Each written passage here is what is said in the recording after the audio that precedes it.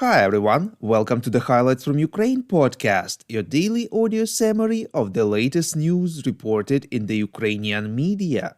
My name is Artem, and here is the news. 420 days less the Russian invasion of Ukraine. The US announced a new military aid package for Ukraine worth $325 million, reports Zahidnet. The US aid package includes additional ammunition for HIMARS multiple-launch rocket systems, artillery shells, TOW anti-tank guided missiles, 84 anti-tank systems, anti-tank mines, and explosives ordnance to clear obstacles. In addition, the aid includes more than 9 million rounds of small arms ammunition, 4 logistic vehicles, high-precision aviation munitions, testing and diagnostic equipment for vehicle maintenance and repair, port and harbor security equipment, and spare parts. The equipment will be provided from U.S. Army stockpiles. President of Ukraine Volodymyr Zelensky thanked the U.S. for this package of support. Minister of Defense Oleksiy Reznikov showed Patriot anti-aircraft missile systems that have just arrived in Ukraine, reports Interfax Ukraine. He said that Ukrainian air defenders mastered them as fast as they could. Later, Deputy Minister Alexander Pavlyuk clarified that Patriot air defense systems had arrived from the United States, the Netherlands, and Germany.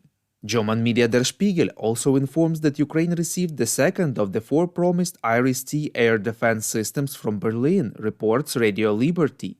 The delivery of the Iris-T system and 16 guided missiles took place a few days ago.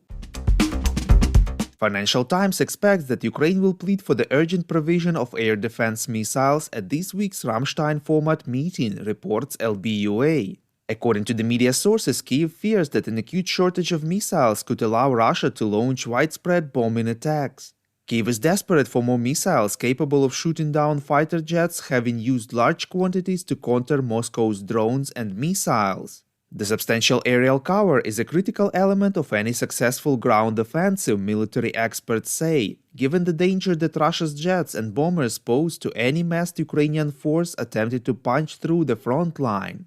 The Ramstein format, also known as Ukraine Defense Contact Group, unites defense ministers and other high-level officials from over 50 states that provide military support to Ukraine or consider doing so. The next meeting of the group is planned for 21st of April. President of South Korea Yoon Suk-yeol for the first time allowed for the possibility of providing military assistance to Ukraine, reports TSN-UA. In an interview with Reuters, he said that South Korea can expand its support to Ukraine going beyond humanitarian and economic assistance in the event of large-scale attacks on the civilian population. Yoon said his government has been exploring how to help defend and rebuild Ukraine, just as South Korea received international assistance during the Korean War. Commander of the Ground Forces of Ukraine, Oleksandr Syrsky, informs that the Russians have not abandoned their intention to capture Bakhmut in the Donetsk region, but the defenders are holding back the Russian offensive, reports Ukrainska Pravda. According to him, intense battles continue in the city. Syrsky stressed that Russia is concentrating the largest number of its forces in Bakhmut, and it remains the epicenter of the Russian offensive. We would really appreciate if you could rate us, ideally with 5 stars, in the apps where you are listening to this podcast: Google Podcast, Apple Podcast, Spotify, and other apps. This way more people would learn about the podcast and truth about Russia's invasion of Ukraine.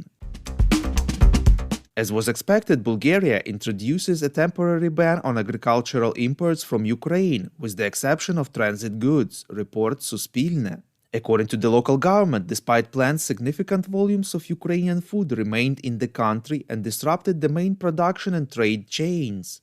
Taking into account similar bans in Slovakia, Hungary, and Poland, these trends could escalate, ending bad for Bulgarian business.